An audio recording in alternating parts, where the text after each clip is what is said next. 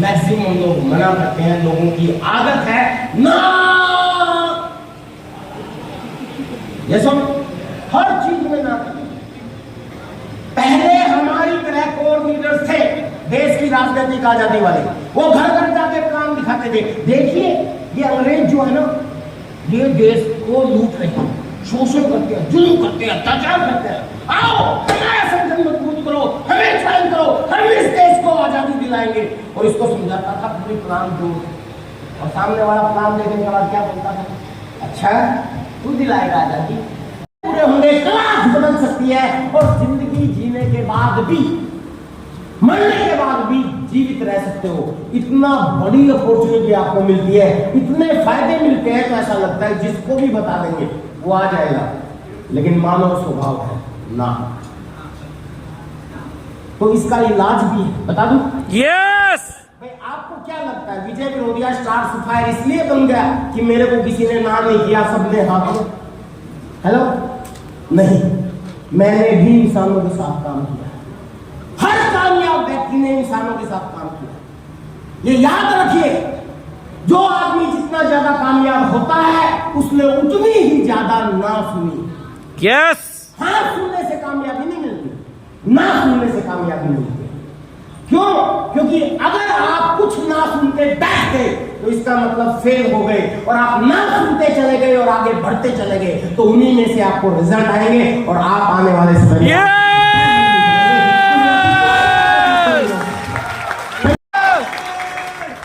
Yes. ये वाला topic मैं थोड़ी देर के बाद लेता हूं, बिजनेस अपॉर्चुनिटी क्या मिलता है, ये सारी चीजें बताओ आप लोगों को, प्लान दिखाओ।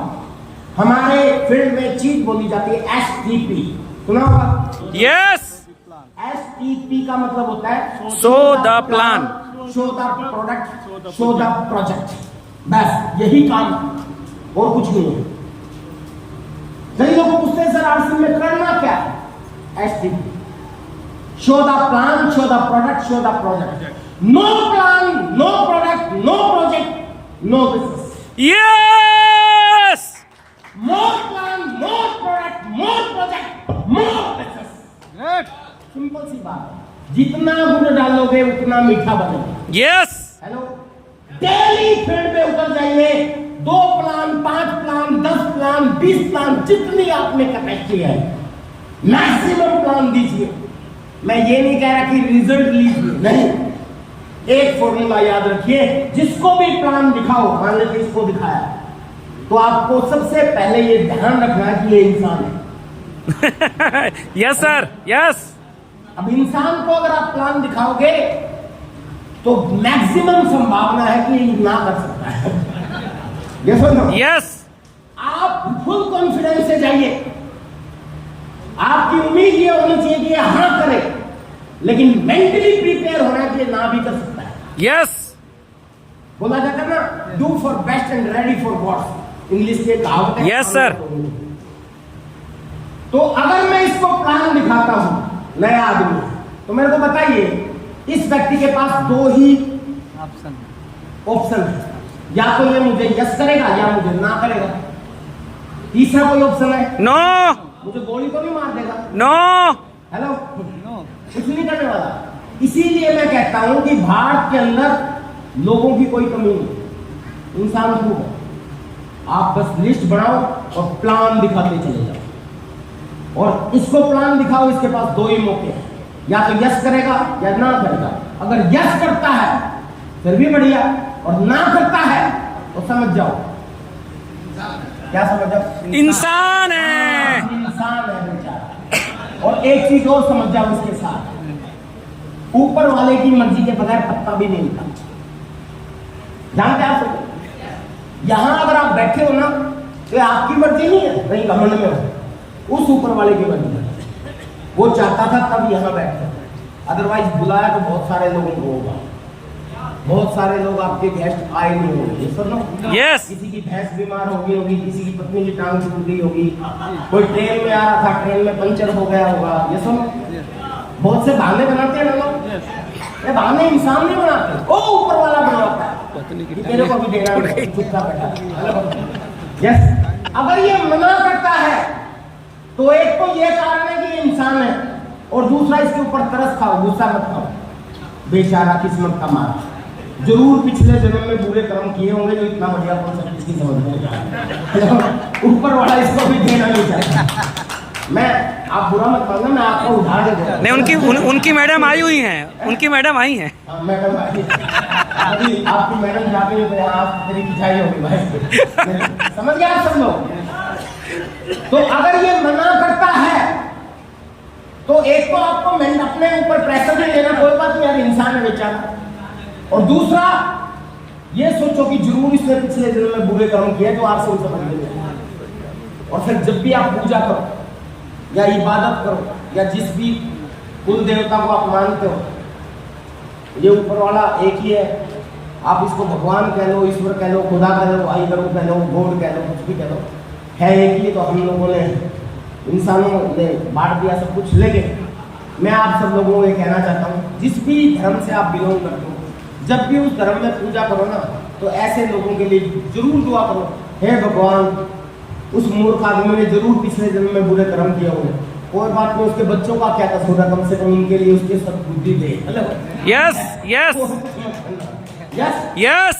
और इसके पीछे नहीं पड़ना कि तेरे को तो ज्वाइन करके नहीं छोड़ूंगा। इसको प्लान दिखाओ, तरीका बता रहा हूँ काम कैसे। आता है तो बेस्ट, नहीं तो नेक्स्ट बेस्ट। ये फॉर्मूला याद करना, आपको कामयाबी से कोई नहीं रोक। Yes yes. बता रहा हूँ, मैंने यही किया है, मैंने कुछ नहीं किया, प्लान दिखाया। आता है तो बहुत बढ़िया, नहीं आता है तो go to the another person. आता है तो बेस्ट, नहीं तो नेक्स्ट। आता है तो बेस्ट, नहीं तो नेक्स्ट। आता है तो बेस्ट, नहीं तो नेक्स्ट। आता है तो बेस्ट, नहीं तो नेक्स्ट। आता है तो बेस्ट, नहीं तो नेक्स्ट। आता है तो बेस्ट, नहीं तो नेक्स्ट। बस यही करते चले जाओ, एक दिन आरसीयू के डायमंड बनोगे, कोई नहीं रोक सकता। यस। 50 लोगों की लिस्ट बनाते, 100 लोगों की लिस्ट बनाते, पहले 20, 30, 50 को प्लान दिखाया, 50 के 50 ने मना कर दिया, घर पे बैठ जाएंगे, कोई जुड़ता ही नहीं। अरे भाई, दुनिया खत्म होगी क्या? याद रखो, भारत में हर चीज की कमी हो सकती है, इंसानों की भारत में कभी भी कमी नहीं हो सकती है क्या? नो, नहीं हो सकती। जब मैं पैदा हुआ था ना, छोटा सा बच्चा था, पहली दूसरी क्लास में, उस दिन देखा था सरकार पूरा जोर लगाती थी, आज तक नहीं रोक पाई। दीवारों पे लिखा होता था, छोटा परिवार सुखी परिवार। हमारे स्कूल की सारी दीवारें खराब कर रखी थी गवर्नमेंट ने, झूठ बोल बोल। आपने भी पढ़ा होगा, यस। छोटा परिवार सुखी परिवार, ये नारा काम नहीं किया तो नारा बदल दिया, हम दो हमारे दो ही काफी, औरों से माफी। क्योंकि पहले 10-10, 12-12 होते थे, थोड़े बहुत लोग संभले, लेकिन रुके क्या? नो, नहीं, 150 करोड़ हो गए। जनसंख्या समस्या है कि अपॉर्चुनिटी है? अरे समस्या नहीं है, बचपन से सरकार झूठ बोलती आई कि जनसंख्या एक बहुत बड़ी समस्या है। ये बिल्कुल गलत है, जनसंख्या एक बहुत बड़ी अपॉर्चुनिटी है। आपने पढ़ा होगा, दुनिया में सबसे ज्यादा जनसंख्या किस देश की? चाइना। नहीं, जो पढ़ा है वो बताओ। चाइना। आपने पढ़ा है दुनिया की सबसे बड़ी जनसंख्या, बचपन से मैं पढ़ता हूँ, चाइना की। चाइना एक ऐसा देश जिनमें सबसे ज्यादा जनसंख्या है। पता नहीं कितनी बार वो बर्बाद हुआ, बावजूद उसके पूरी दुनिया ने नाक में दम कर रखा उसने, पता ना आपको? यस। चाइना जिस समय भारत आजाद हुआ था, हकीकत बता रहा हूँ जनसंख्या की, जिस समय भारत आजाद हुआ था ना, उस समय चाइना भारत से बहुत कमजोर देश था। हम 200 साल की गुलामी के बाद भी चाइना से मजबूत थे और चाइना हमसे गरीब था, लेकिन उनकी जनसंख्या और उनकी अपॉर्चुनिटी के कारण या कुछ भी लगा लो, वो भारत से बहुत आगे निकल गया। पता है ना आपको? yes. ऐसा कोई घर भारत में नहीं छोड़ा, no given a single person जो ये कह सके कि मैंने आज तक चाइनीज प्रोडक्ट इस्तेमाल ना किया। हर घर में घुस गया। बिल्कुल सर। हेलो, हमारे भगवान तक चाइना से बन के आते हैं, पता है आप लोगों को? हमारे सारे त्योहारों पे चाइना ने कब्जा कर लिया, हमारे सारे बच्चों के खिलौनों पे चाइना ने कब्जा कर लिया। तो वो पॉपुलेशन अपॉर्चुनिटी। आपको बताऊं, अभी कुछ महीने पहले चाइना का रिकॉर्ड तोड़ के हम नंबर 1 बन गए। किस चीज में? जनसंख्या में। और जिस दिन जनसंख्या में नंबर 1 बने थे, मैंने खूब सेलिब्रेट किया था, वाह मजा आ गया, नंबर 1 खूब डाउनलाइन में गया। हेलो समझ 150 करोड़ है। आपको क्या करना आता है तो बेस्ट, अदरवाइज नेक्स्ट आता है तो बेस्ट, अदरवाइज नेक्स्ट आता है तो बेस्ट, अदरवाइज नेक्स्ट, ऐसे करते चले जाओ सर। उन्हीं में से आप डायमंड बन जाओगे। और एक गारंटी और देता हूं, जो आपको मना करते हैं, काम करना सिखा रहा हूं आज मैं आपको, 23 साल का अनुभव बता रहा हूं। जितने लोगों ने आपको मना किया, उससे बच के मत भागना, उन सब लोगों के सामना करना और उनको ये रियलाइज करवाना कि तूने मना किया लेकिन मैं नहीं रुका हूं। Yes yes. लेकिन बहुत से लोग, जो आदमी मना कर देता है, उसके बाद उसके सामने आंसू का जिक्र ही नहीं करते। ये दूसरी बड़ी गलती करते। एक तो रुक जाने की गलती और दूसरी उस आदमी का सामना ना करने की गलती, क्योंकि वो आपकी हौसला इंसल्ट करता है। अच्छा आई तेरी कार, बना तू रॉयल्टी थी, बात कहा था ना, फालतू में फंस रहा है। ऐसा जो भी आदमी जो आपको रिजेक्ट करता है, मान लेते हैं इन्होंने रिजेक्ट किया, आप आता है तो बेस्ट, नहीं तो नेक्स्ट, आता है तो बेस्ट, नहीं तो नेक्स्ट, अब नहीं आया तो इसको बार बार टकराओ। देखो ये कहां से आता है, कहां से जाता है, कहीं ना कहीं मिलेगा। दुनिया बोले जब भी मिले पूरे जोश से मिलो। ओए भाई क्या है तेरा, कैसा चला तेरा डब्ल्यूसीएम? मेरा आरसीएम तो बजा रहा है। कितना बहुत आगे चलो, अगला भी सोचेंगे हुआ क्या मेरे साथ। हेलो उसको कुछ बोलने का मौका ही मत दो, ज्यादा फॉलो की जरूरत नहीं, फॉलो इतना ही काफी है। अगली बार फिर मिले, दुनिया बोल फिर मिले। ओ भाई क्या हाल है, कैसा चल रहा तेरा डब्ल्यूसीएम? तेरी किस्मत में तो डुप्लीकेट प्रोडक्ट है यार, सुनो इतना मजा आ रहा है, तो बहुत बड़ी गलती की। चलो फिर आज मेरे पास टाइम है और लोगों से मिला है, चलेगा इतना काफी। कुछ दिनों के बाद फिर मिलेगा, दुनिया बोल हेलो फिर मिलो। ओ भाई क्या हाल है, कैसा चल रहा तेरा डब्ल्यूसीएम? पता आरसी में इतना बढ़िया प्रोडक्ट है यार, दुनिया में आज तक हमारा नया बिस्किट आया, वो क्या बिस्किट है, सारे प्रोडक्ट इतने गंदे तेल के बने हुए आते हैं, पहली बार पता चला कि ओरिजिनल चीज क्या होती है। और तेरी तो शकल ही दिखाई दे रही है यार, बहुत बीमार लग रहा है तू, पर तेरी किस्मत में समझ फिर मिलो। ओ भाई क्या हाल है भाई, मैं थोड़ा जल्दी में तुमसे बात तो करनी थी, लेकिन आज बहुत बड़ा प्रोग्राम है। भगवान दीक्षित जी आ रहे हैं इस महीने, क्या है मुगल सराय में, जीन से आ रहे हैं, पर मेरे पास तो टिकट ही खत्म होगी, पर तेरी किस्मत में नहीं सुन। यस। ऐसे करके निकल जाओ, अगली बार वो खुद डलता हुआ भागेगा, वो देखेगा कि कहाँ है, और आप भी पक्के बनो, जिस गली से निकलता उसी में जाओ। फिर कुछ समय बाद पता क्या होगा, ये खुद आपको ढूंढता हुआ आएगा और कहेगा मैंने भी ज्वाइन कर लिया आपकी टीम में नीचे। ऐसा होता है। अगर आप लगे रहोगे तो लोग आपके साथ है। तैयार है? तैयार है?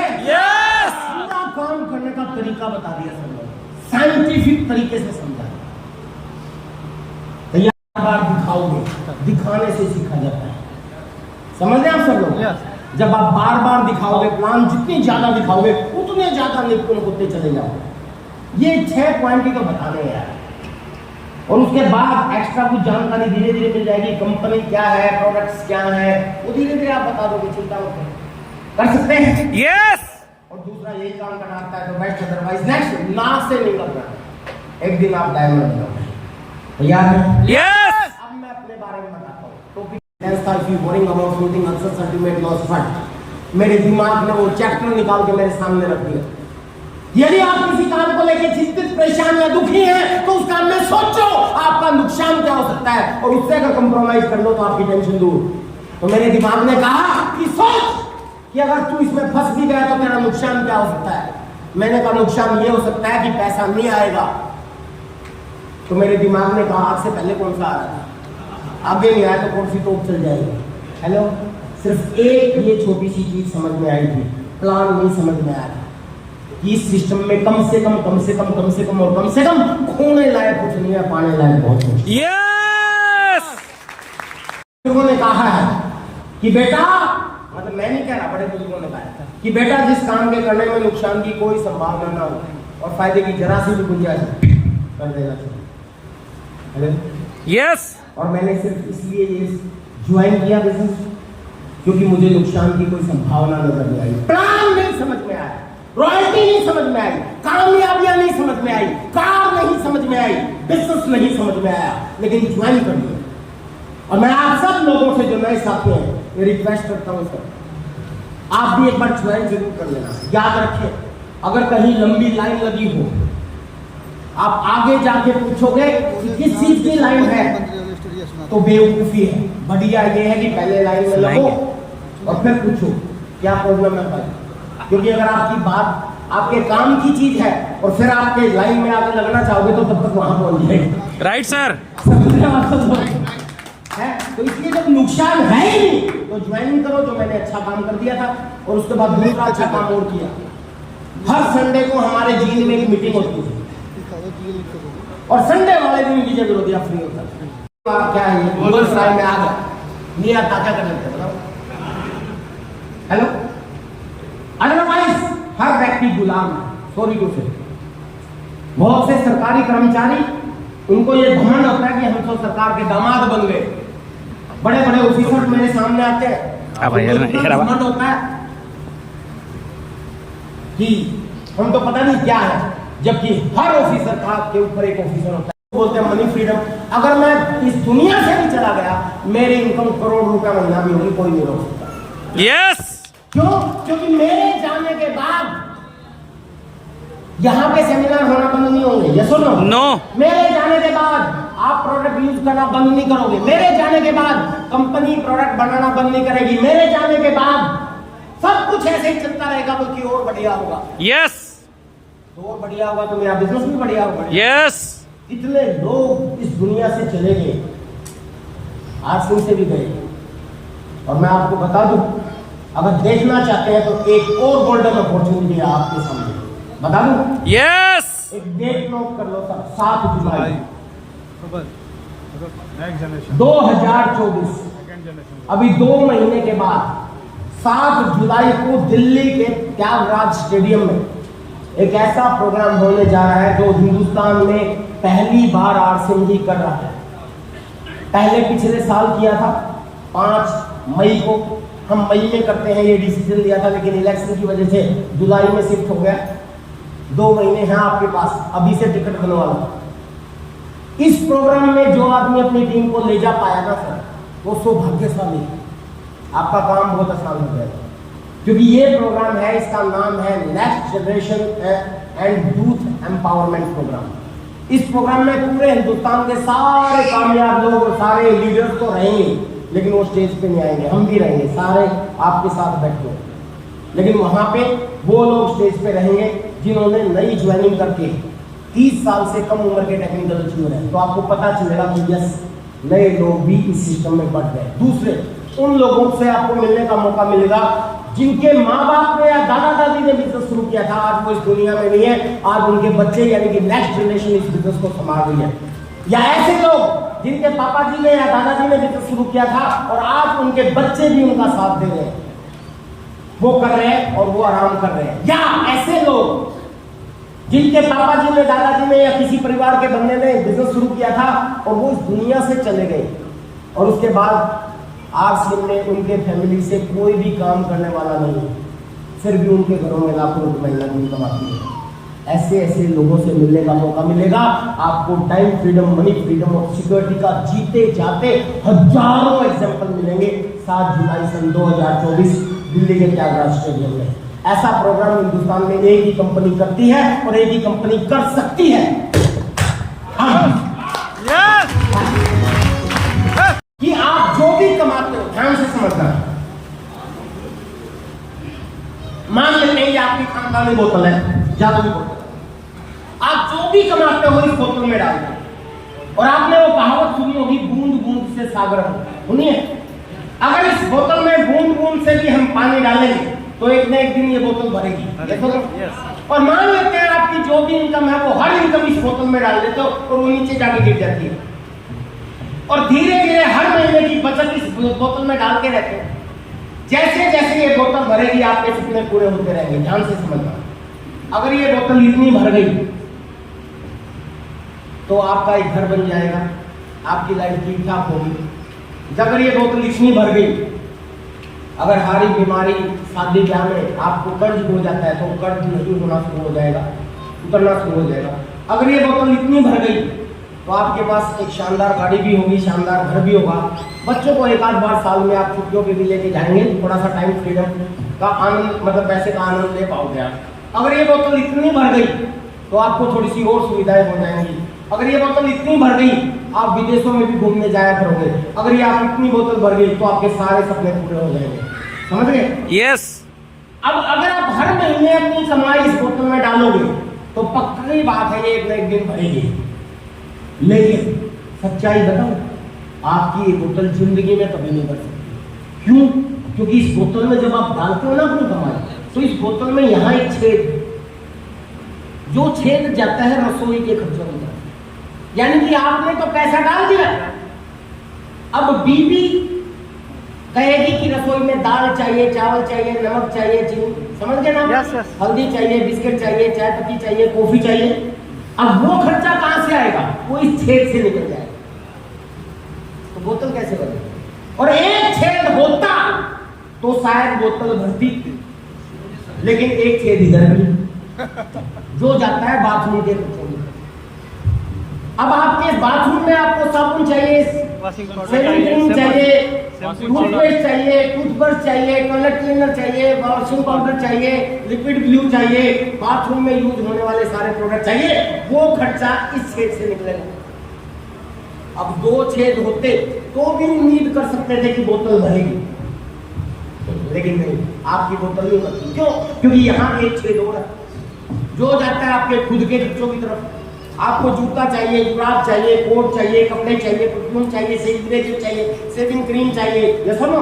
यस। एक छेद इधर है जो जाता है आपके बच्चों के खर्चों की तरफ। उनको नूडल्स चाहिए, बिस्किट चाहिए, किताब चाहिए, कॉपी चाहिए, पेन चाहिए, ये सुनो। यस। वो यहाँ से निकलता है।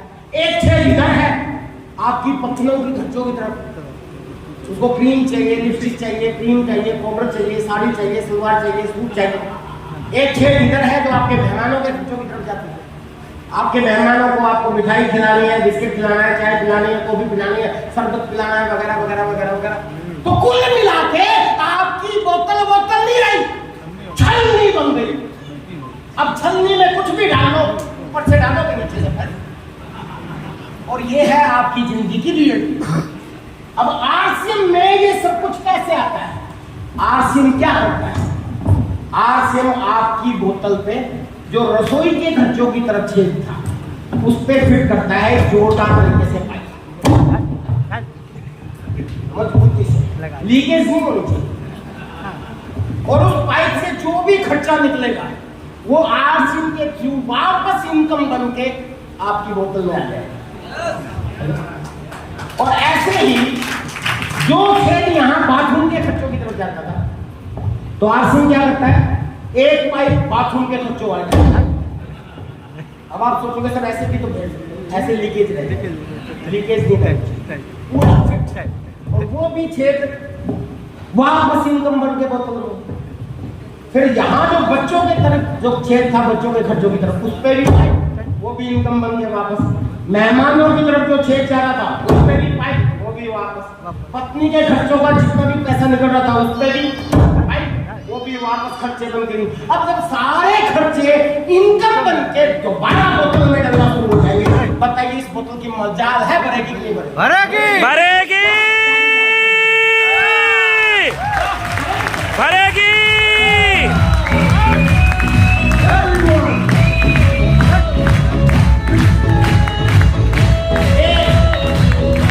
ये प्रैक्टिकल एग्जांपल है। चाहे आपकी कितनी कम इनकम हो, थोड़ा सा टाइम लग जाएगा भरने में। ज्यादा प्लान दिखाओगे, ज्यादा खर्चे करोगे तो जल्दी भर जाएगा। Hello, yes. Result depend on you. अब बताने में तो कितना ही बोलता रहूं सर मैं। 23 साल हो गए मुझे आरसीएम को, 23 साल का अनुभव है। पर जो निचोड़ एक ही है, करने से होगा, बिना करे नहीं होगा। सिर्फ ताली बजाने से, सिर्फ सीखने से, सिर्फ डायरिया भरने से, सिर्फ प्रोग्राम अटेंड करने से नहीं होगा। फील्ड में उतरने से होगा। अगर मैं यहाँ आपको किसान बनने का, खेती करने का तरीका सिखाने लग जाऊं और ये कहूं खेती में ऐसे हल चलाना चाहिए, घास को उखाड़ना चाहिए, फिर बैलान बनाना चाहिए, फिर बीज छिड़कना चाहिए, फिर पानी देना चाहिए और ऐसे आपकी खेती हो जाएगी और आप भी जाके लोगों को यही समझाना शुरू कर दो और खेती करो ही ना। हेलो, फिर आप भी करो हाँ मुझे पता है कैसे खेती होती है, तो खेती होगी क्या? नो। उसके लिए तो ग्राउंड में उतरना। तो सर करने से होगा, बिना किए नहीं होगा। मैं हमेशा एक चीज पे बहुत बिलीव करता हूं स्ट्रांगली कि सिर्फ डायरिया बढ़ने से, जानकारियां लेने से, लीडर बनने से कुछ नहीं होगा। उन जानकारियों को इंप्लीमेंट करने से होगा, व्यवहार में लागू करने से होगा। और व्यवहार में क्या लागू करना है? 6 बेसिक नियम है। 100% प्रोडक्ट यूज करो। सुना होगा आपने? 6 बेसिक नियम में क्या है? 100%। पहले 100% प्रोडक्ट यूज, नो एक्सक्यूज। कोई बहाना नहीं चलना चाहिए।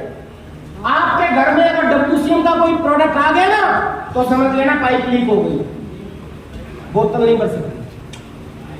आपके घर में WCM का अगर प्रोडक्ट आ गया तो आपको उस नजर से उसको देखना चाहिए जैसे भारत में पाकिस्तानी आतंकवादी को देखता है। यस। ये प्रोडक्ट नाश करेगा, मैं फेंक देता हूं सर। इतना प्यार होना चाहिए क्योंकि आपकी बोतल में लीकेज कर रहा है। जो प्रोडक्ट आपके घर में इस्तेमाल होते हैं अगर वो आरसीएम में है तो आरसीएम के होने चाहिए। इसीलिए बोलता हूं 100% प्रोडक्ट यूज का मतलब है कम से कम डायमंड ग्लव तो होना चाहिए। इससे कम में कोई मतलब ही नहीं। अगर कोई डायमंड ग्लव नहीं करता, 5000 परचेज वॉल्यूम का सामान भी अगर उसके घर में इस्तेमाल नहीं होता तो मैं मानता हूं कि उसकी पाइप में छेद है, लीकेज है। क्योंकि आरसीएम में गुड मॉर्निंग से लेके गुड नाइट तक, रसोई से लेके बाथरूम तक, ऊपर से लेके नीचे तक और अंदर से लेके बाहर सब है।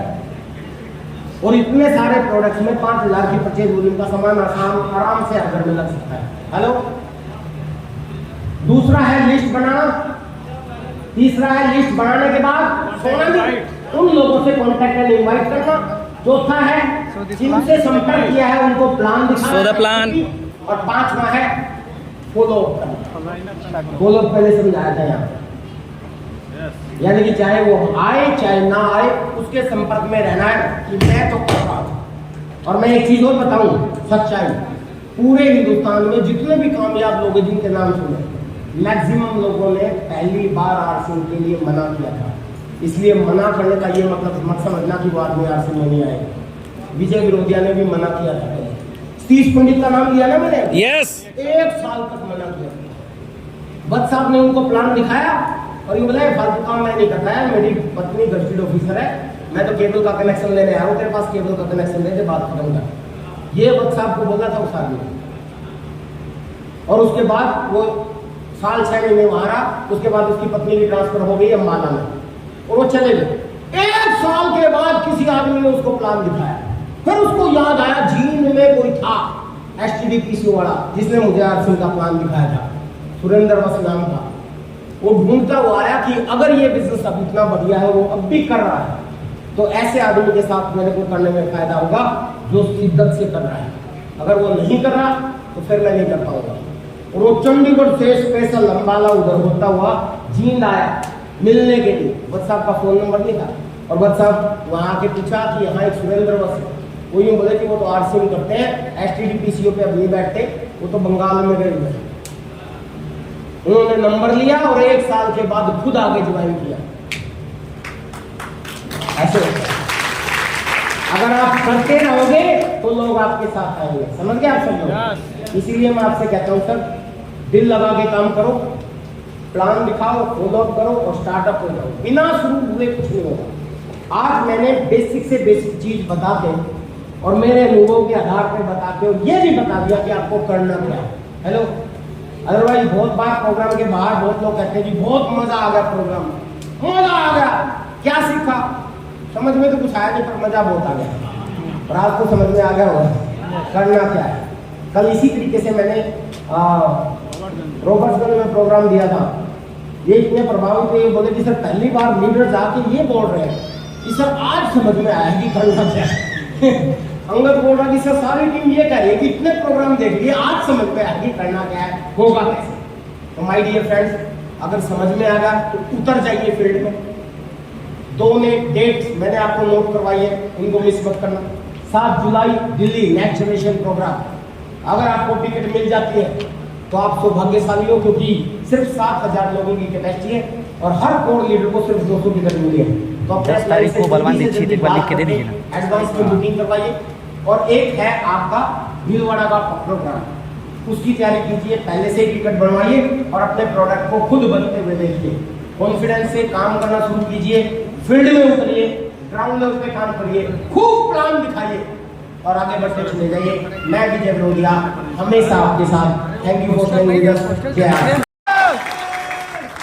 यस ये वाला टॉपिक मैं थोड़ी देर के बाद लेता हूँ, बिजनेस अपॉर्चुनिटी क्या मिलता है, ये सारी चीजें बताओ आप लोगों को, प्लान दिखाओ। हमारे फील्ड में चीज बोली जाती है STP, सुना होगा? यस STP का मतलब होता है Show the plan. Show the product, show the project. बस यही काम है और कुछ नहीं है। कई लोग पूछते हैं सर आरसी में करना क्या है? STP, show the plan, show the product, show the project. No plan, no product, no project, no business. Yes more plan, more product, more project, more business. Simple सी बात है, जितना गुड़ डालोगे उतना मीठा बनेगा। यस हेलो, डेली फील्ड पे उतर जाइए। 2 प्लान, 5 प्लान, 10 प्लान, 20 प्लान, जितनी आप में कैपेसिटी है मैक्सिमम प्लान दीजिए। मैं ये नहीं कह रहा कि रिजल्ट लीजिए, नहीं,